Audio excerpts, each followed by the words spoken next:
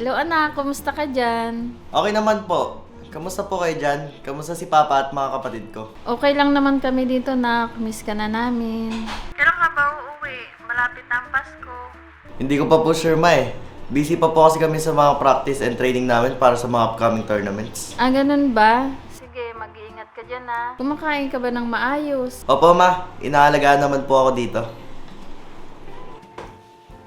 Hi po, tita! Hala, naka-jacket ka? Di ba mainit dyan? Hindi po mainit dito, tita. Sobrang presko po namin dito. Naka-Daikin aircon po kasi kami, ma.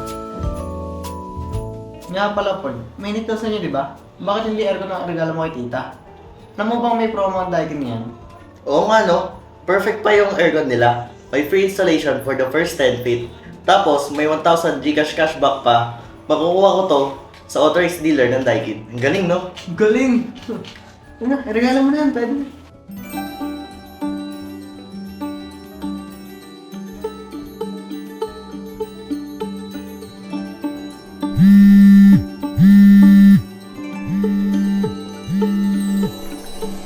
Hello, ma. Ito nga pala yung regalo ko sa inyo. Ipapadeliver ko na lang dyan.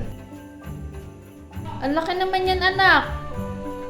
Ano ba yan? Nag-abala ka pa na. Hindi mo naman kami kailangan regaluhan ng papa mo. Hindi po, ma. Kulang pa to sa lahat ng sakripisyo at pagmamahal na binigay niyo sa amin ni Papa. Salamat na ka. Ma, thank you talaga sa lahat-lahat. Love na love ko kayo ni Papa. Salamat talaga sa pagsuporta sa akin, ma. Love you, ma.